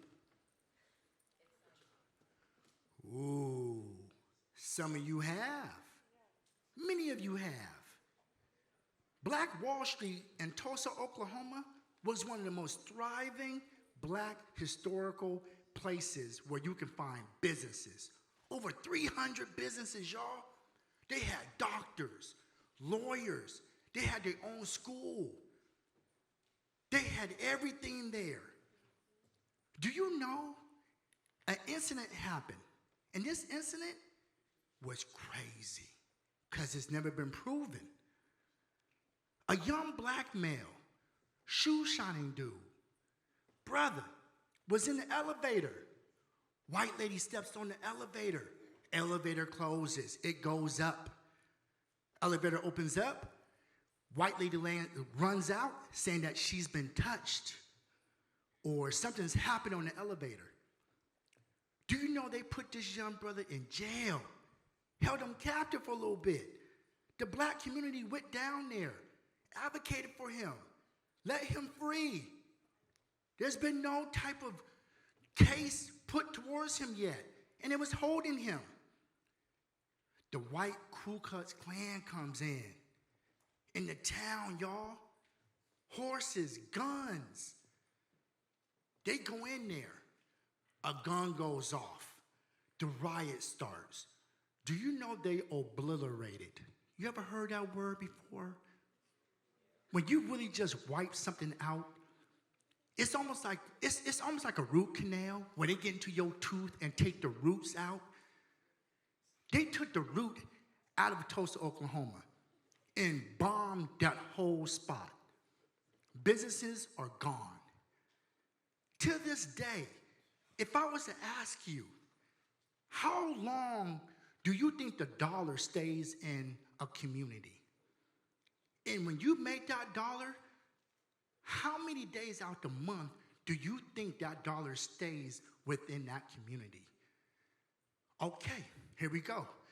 The white community, how many days you think? 30 days. You got 30 days. They make their money. How many days out of that month do you think that money stays within that community? Come on. Yell one out. 30 days? 30. Good. Okay. The Jewish community, how many days? 40. I said 30 days in a month. How do you say 40?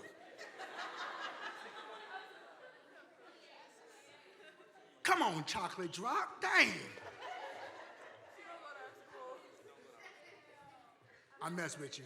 You meant 30, huh? All right, so you said 28. Good, okay. What about the Asian community?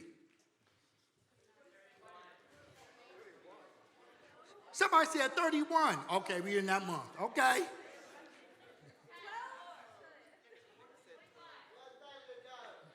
Okay, that's money, brother, okay.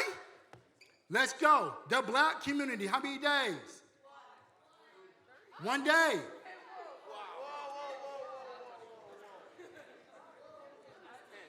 10 days? Okay. Here we go. In the Jewish community, because we don't know business owners around the United States, many of them are Jewish. So you don't even know that some of your businesses that you're spending your money in are Jewish owners. So it's actually 30 days for the Jewish community. 30 days. The white community, it's about 20 days. 20 days. The Asian community, 30 days. Have you been around? You've seen the Asian community. They have Chinatown. They have Asian markets. They have their own banks. Their schools, lawyers. This is not Rashad. This is not Brother Rashad making this up. You can go online. You can find this yourself. I'm just giving you the information. For the black community, somebody said 10 days? 1 day? 5 days? Oh, you're laughing. It's actually 6 hours. That's 6 hours. Within, right when we get paid, we're in somebody else's community spending our money. Buying Versace, buying Louis Vuitton, buying Cadillacs, buying Jordans. We're quick buying our hair, our nails. All of those things we're buying in another community. All of it. But yet, a black business owner comes in our community with a product, and the first thing we say is, "Can I get a hookup?"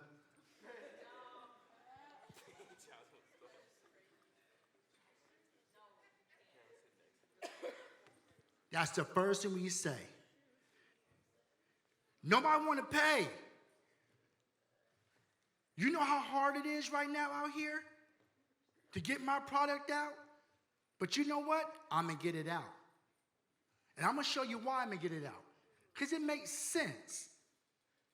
Because you know what? I do this because this is purpose-driven. And I understand because I read a lot. And when I show you what I've read and understood through my ancestors, that you can't tell me nothing. And I hope you guys already did your land acknowledgement starting today. That's what I'm talking about. And if you haven't done it, and you want to further do a land acknowledgement, because I told you I'm a black historian, I want to acknowledge just the enslaved people, primarily of black African descent, who provided exploited labor on which this country was built with little or no recognition. And today we still are indebted to their labor and labor of many black and brown bodies that continue to work in the shadows of our collective benefit. That's how I get down. Next, I gotta let you know, this is a message from me. I still got it?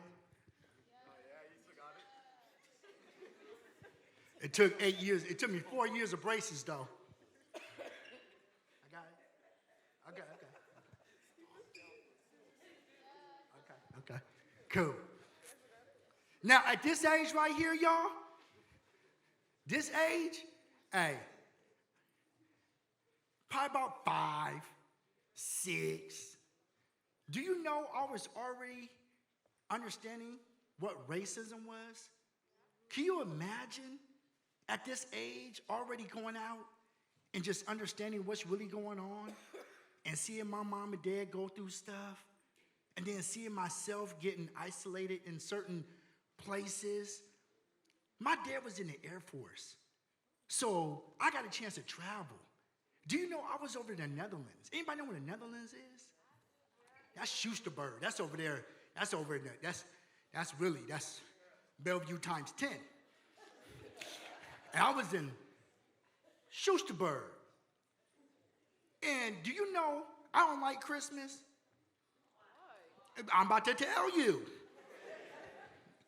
Not only do I don't like Christmas, I don't like Santa Claus either. I'm going to tell you why. So listen to this. When I was in the Netherlands, they had this dude called St. Nicholas. And St. Nicholas was this big white dude that used to come through the neighborhood and give out toys and whatnot. But on the side of St. Nicholas, he had 2 black people.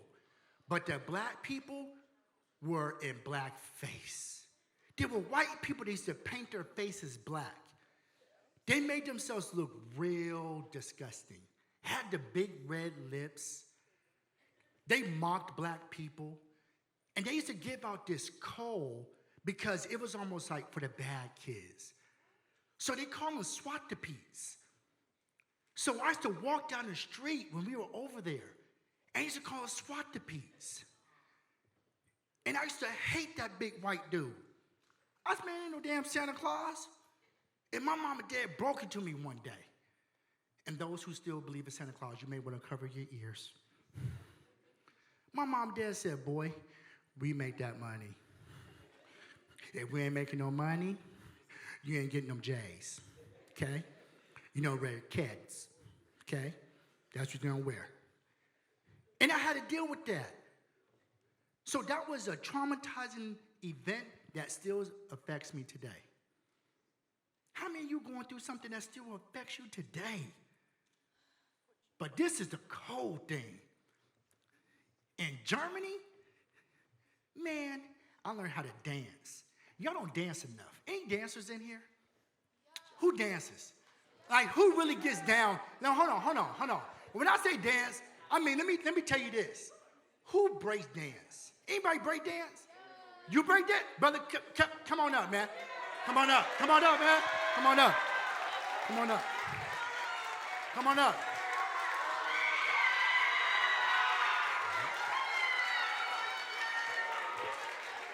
Come on up, man. You got it? Oh, okay.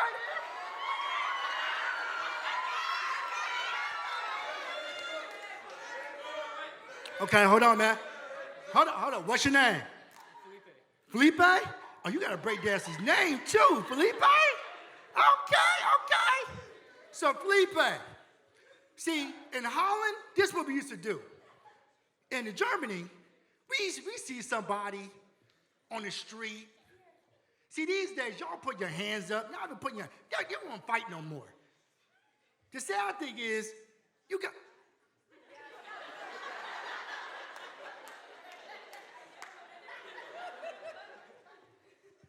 Brother, tying his shoes. The sad thing is, you guys are shooting. We losing our kids too fast. Our young people, they dying. I'm with a heavy heart right now. Y'all don't even know it. Because I'm coming up here because I'm trying to be strong as I don't know what. But I just lost a young man this past weekend. He just got out the spot, trying to set himself up to be good. And I just lost him. And I'm still hurt by that. This is real. Cass is out here shooting over nothing because you look at him because you got some J's on. You mad. Not them J's. Yeah. But back in Germany, see, we used to fight. But we didn't fight like that. I'm going to show you guys something I used to fight with. When when we walked down the street and we saw somebody who we were like, hey man, what's up? What you want to do? And the thing is, back in my days, we had this spot when we stayed in the military. It was called the Apollo. The Apollo is where all the United States, people who got sent in from the Air Force to live in this small little compound. And you stayed in the middle of a compound outside from all the Dutch. And when we were in there, we used to practice. And my thing was, we were called the Apollo Breakers. And I was one of the youngest breakers of the crew. And as the youngest breaker of the crew, I had me a duty to carry the radio. My mom worked at this commissary. In the commissary, she worked in the shipping and receiving. And she had all these cardboards that she had to bring home. Big old cardboards. She'd call up her mom, can you bring the cardboard home? She'd be like, yeah. We used to like, bring the biggest piece too. And she'd bring the biggest piece home. We had duct tape. We duct taped it on one side, flipped it over, spray paint our name on the other side, and they'd carry, one of my friends would carry the cardboard, and I'd carry the box. And we would look at the other crew. Felipe, go over there, man. Now, Felipe, we about to get down, man. All right? You go get your phones out. I'm kidding. Get your phones out.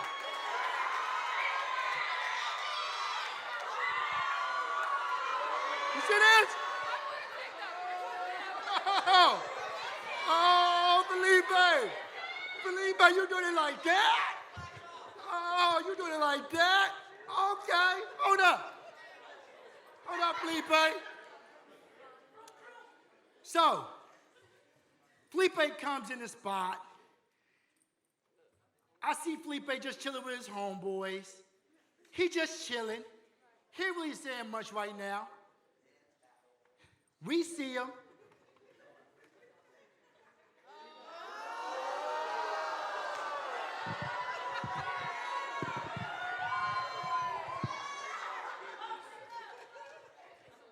I see Felipe, right?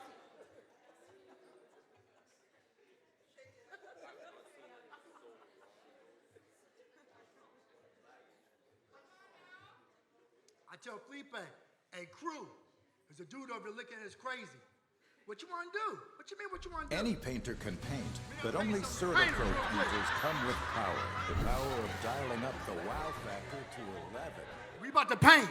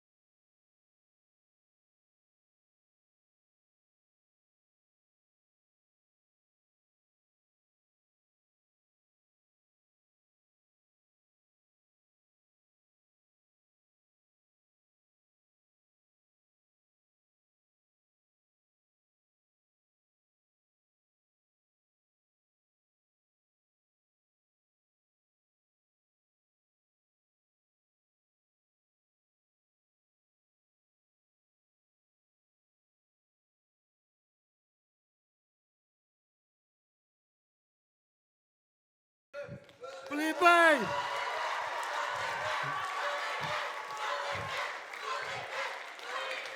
Hey, man. Hey, Felipe run when he got on the ground, y'all. When he got on the ground, I can't do it. Now, Felipe, I got something for you, man. I got something for you. I just want to say thank you for coming out here, man, showing your gift. Because that's something that's lost, is the gift. What size you wear, Felipe? What size shirt you wear? Not no shoes. I ain't getting no shoes. You ain't getting the J's.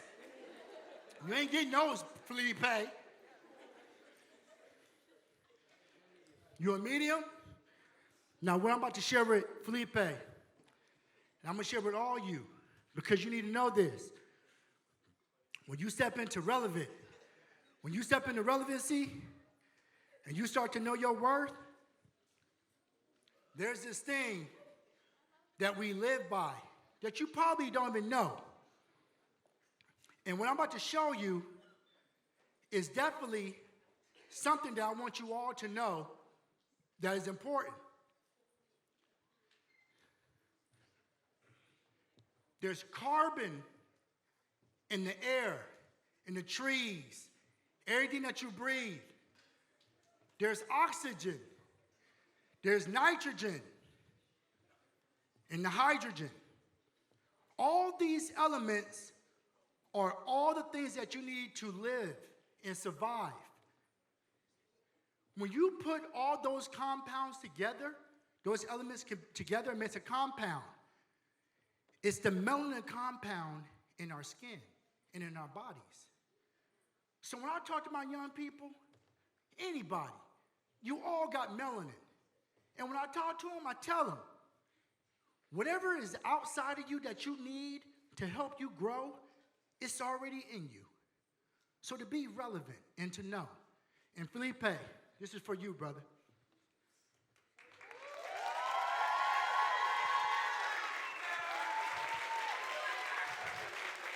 I appreciate you. Appreciate you, brother. Look. That brother got me sweating. Oh, you guys got to go. You guys be good. Take care. Thank you. Relevant_engagement.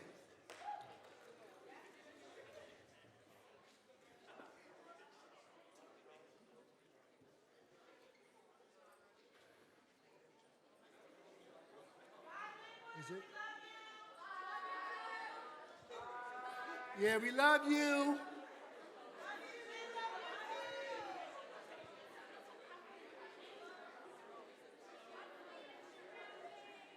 Yes, like the Instagram page.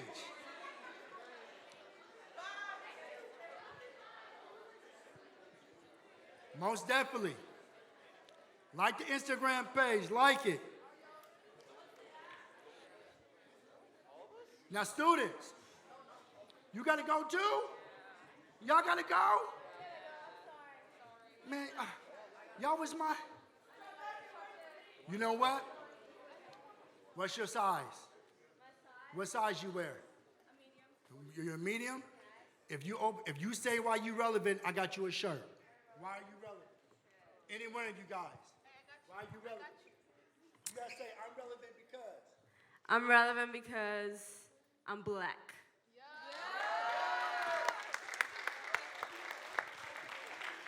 I got you. I'm relevant because I'm a woman.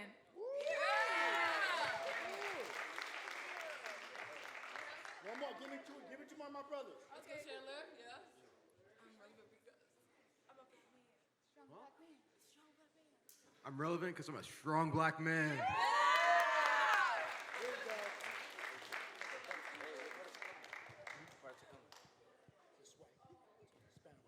Hey, you guys be good. Drive safe. Get home safely.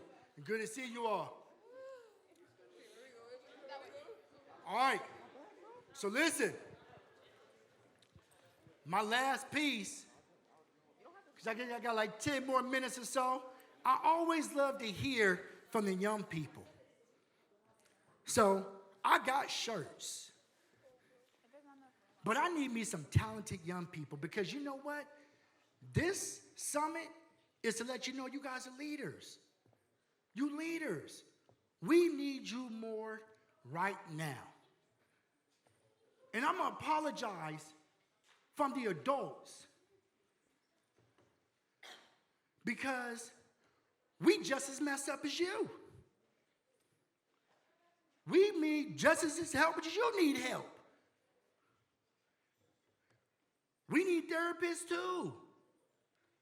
We need to check ourselves. But as a collective, it only works even better. And some of you are hiding right now from your gifts and talents. But Brother Rashad, I'm about to give you time to come up here. And I want you to just really, if it's spoken word, if it's a song, if it's words of encouragement, we need something from the young people to get back to the young people. Who's open?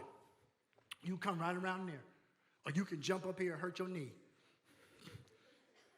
Come on, I got shirts. I got larges, mediums, extra large, 2X. What you got? Who's coming? Oh, you coming? Yes, you can say whatever you want to say. I want to hear some powerful words. I want to hear some words. There you go. That's what I'm talking about. Line on up. Matter of fact, no, come over this way. I want the person to have his own mic. Come on over here. That's fine. You go around. They're scared you guys might get hurt.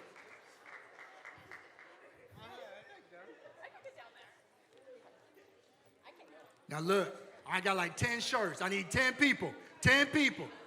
10.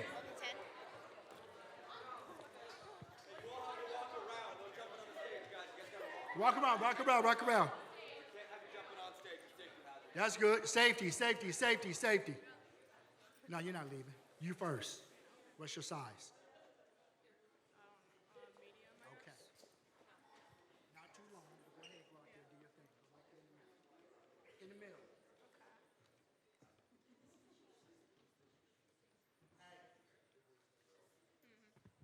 Once these students get done, I want you to show them just as much love as you can. Because just because you didn't get up here, that's okay. But I know one thing, we don't show these students love for getting up.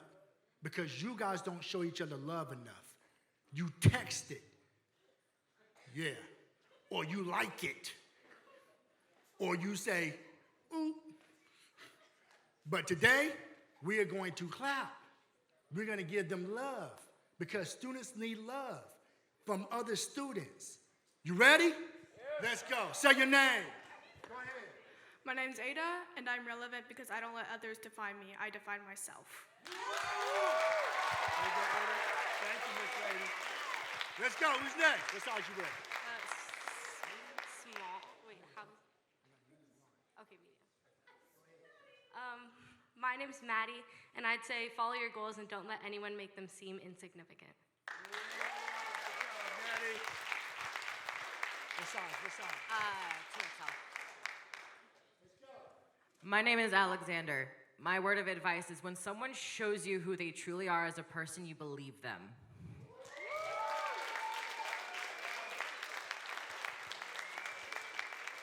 My name's Simran, and I think that you should keep your head up no matter whatever anyone tells you.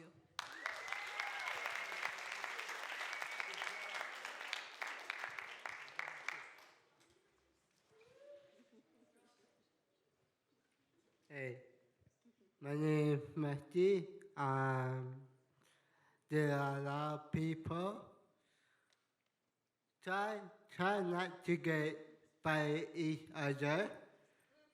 Try to respect them and learn them from other religions.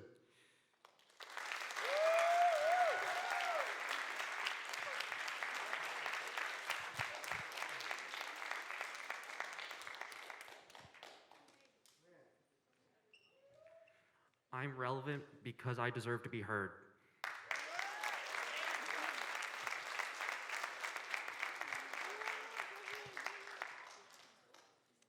Hi, I'm relevant because I embrace my culture as a Middle Eastern person.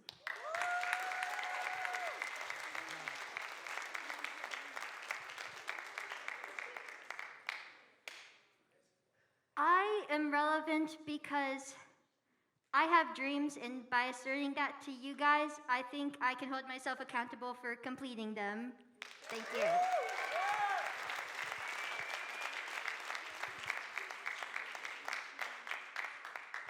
I'm relevant because I seek to make change in my community no matter how small.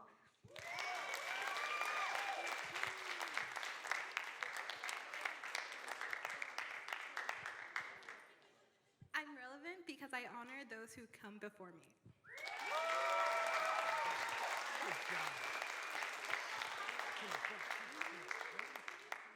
I'm Mata and I'm relevant because I know what I want when I want it and how to get it.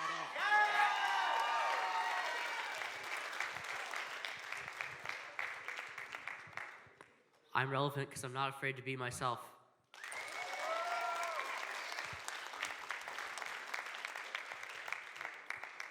Hi, my name is my name is Luis, and I say just follow your goals, because like other people like don't believe another, they don't really finish the goals that they want, and I just, I'm here because I've just finished, finished goals and yeah, just, finish your goals. Good job, Louis. My name is Tim, and I'm relevant because when I put my mind to something, I make it happen.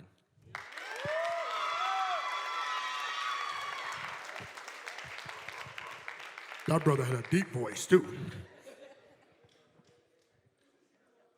My name's Alexis. If you want to go for something, just do it. It's worth the failure.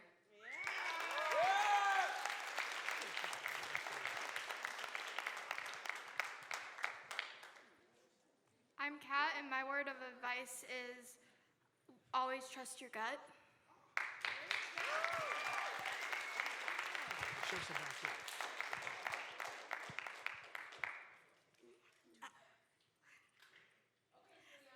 Period.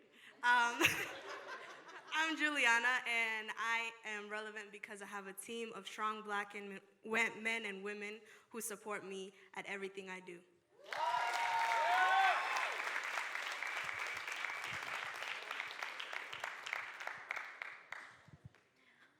I'm Violet, and my advice is to fight like hell to make sure your voice is heard and just to be seen. Thank you.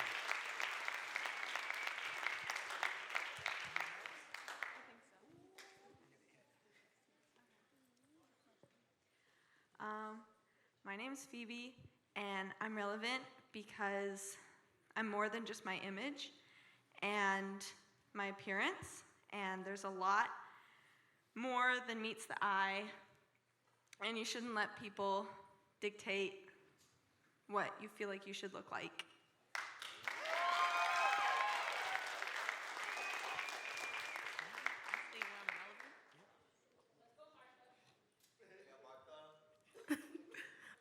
I'm relevant because I'm very passionate about HBCUs, and when people told me to stop, I didn't stop, and now I'm here.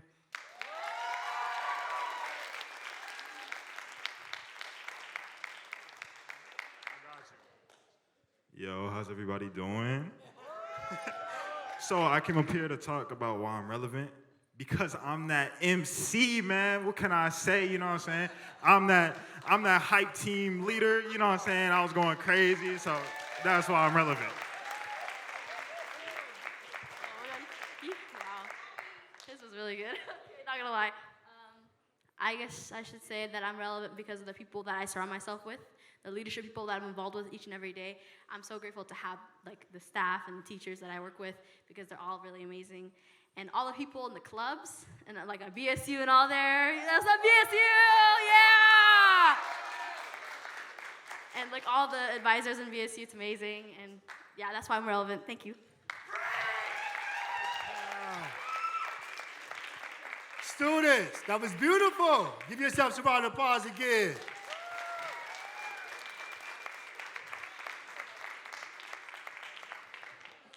So students, I'm gonna end on this. Real quick. There's a couple things I want you to understand which is important. Number one, find out who you truly are. Really. And it may take some time. And it's okay. It's going to take some time. I'm still finding out. It's going to take some time. But do as much historical evidence on yourself, on your parent, your guardians, anybody, your ethnicity. Do it all. Do it all. It's a beautiful thing when you understand you come from shoulders of giants. I know Frederick Douglass is in my blood. They told Frederick Douglass that a slave couldn't read or write. They told him that if you told or gave them the skill set to read or write, then they start to question their positions in life. When I learned that through Frederick Douglass, and that's in my roots, I now know why it's important for me to get education. I sat at University of Puget Sound, 2% black. I'm the first person on both sides of my family to graduate from college. I just met my cousin this past weekend at FAMU. I went to FAMU. My wife and I took my boys on historical black college visits. They've been to Howard, NCAT, FAMU, Texas. And when I tell you the joy that my boys seen when they can see themselves on a college campus and see the legacy and the roots that your HBCUs hold for a lot of us in here, it was big. I met my first cousin, y'all, who has another degree, such as me. We hugged each other for the first time since we was little. We even know each other. And we blame it on our parents. We said they did that to us. My cousin, she's a math professor at FAMU. The first one. And it was beautiful. And I tell you, you find out your roots, you may find out some other things too. You may find out things of why you behave the way you behave. I had addictions in my family. Do you know my whole generation was alcoholics? All the way from my mom's side, my dad's side. Do you know I had 3 uncles die of alcoholism? Do you know my first cousin? She died of alcoholism. Her brother was on his deathbed. My cousin, the alcoholism. Do you know Brother Rashad? I was an alcoholic, y'all. And when I got to college, it just increased. And when I got out of school, it double increased. And when I got married, it almost ruined my marriage. I used to come home, and I had this blue cup. In a blue cup, I used to put vodka and ice in it so it looked like water. Nobody knew what I was drinking like that. We watching the game. I go to the restroom. I come back. My daughter's holding her throat like this. I'm thinking I got to do the Heimlich because she got something in her stomach, in her throat. She drank that vodka. Now, mind you, it was just her and I at the home at the time. But when everybody came home, shoot, my daughter told all my business. Daddy got something in the cup. I don't know what it is. Daddy got something in the cup. That's not medicine. Daddy got something in the cup. Told on me. I used to try to hide drink around the house. It got so bad, I used to drink before I went to work. My coworkers smelt it on me. I used to come up here and try to entertain and have to have some liquor in my system just to entertain. It was that one time in 2015 when I had too much. It was too much, and it was coming. My wife always said, your day is gonna come. Do you know, I drank so much one day, I didn't eat. I got up in the morning and I started drinking. Through the whole day, I was drinking. Get to nighttime, I'm still drinking. And my friends are tripping because they're like, dang, Sean, you didn't get some food in your system? I'm like, no, I'm good, I don't need no food. Twisted. It got so bad, y'all, I passed out. My boys take me back to the room, sick. Now, mind you, guess where we were? Vegas. What happens in Vegas, stay in Vegas. No, it don't. It come right back with you. And I was twisted. Got on the airplane, throwing up. I get home. Now, mind you, I'm throwing up blood. My stool is blood. My eyes were bloodshot. I couldn't eat. I lost 10 pounds within 3 days. I had alcohol poisoning. That was March 15th, 2015. Do you know right now, to this day, Brother Rashad ain't touched that drink again? And why did I tell you that story? Some of y'all, right now, I would tell you and I would invite you, go do some history of your family to see what it is that you're going through right now that everybody else in your family may have gone through. So you can get an idea of what it is that you're going to need that help with. What is it? What is it? That's number one. Number two, surround yourself with good people. If you got some busters in your group, leave them.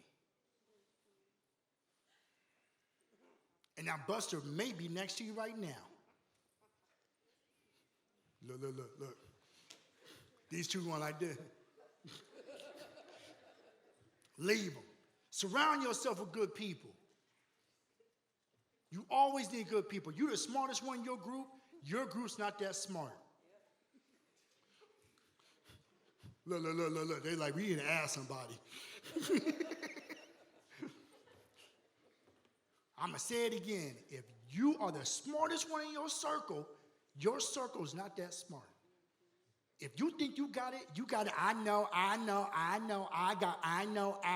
Okay, we'll keep walking. We'll see if you know so much. Always remember that. And number three, always seek knowledge. S-A-S-A-S-K. Ask. Always seek knowledge. You ready? You don't know what you don't know, and you don't even know that you don't know what you don't know. Somebody said facts. I love that new group, y'all, the new millenniums. I love when y'all do that, boy. Y'all facts. Y'all just leave it at that. Facts. Period. I'm going to say it again. You don't know what you don't know. And you don't even know that you don't know what you don't know. I got a shirt right now. Whoever can say it back to me. Say it back to me. Ooh, you got it. Come on. Let me see. You don't know what you don't know, and you don't even know what you don't know. Wait. That was a good try. Go ahead.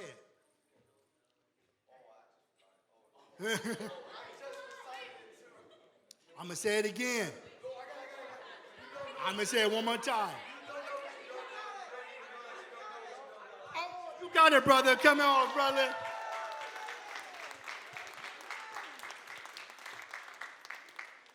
Say it again. You better say it right, too. You don't know what you don't know, and you don't even know that you don't know what you don't know. Woo! Go rock by there and get a shirt, man.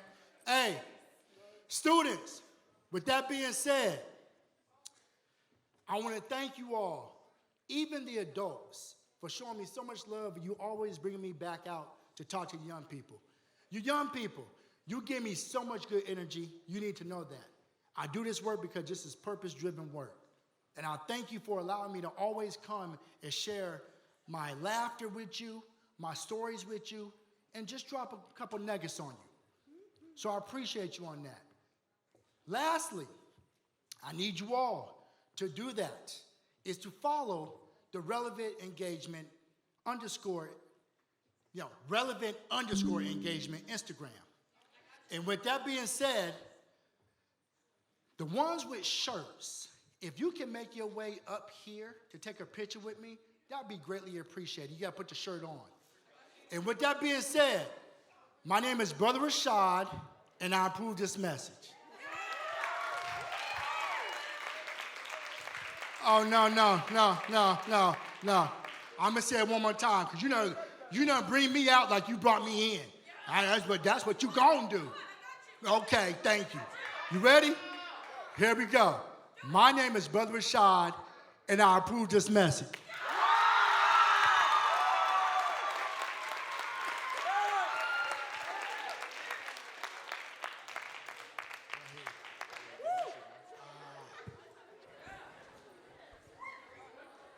Okay. Can we get another round of applause for Brother Rashad?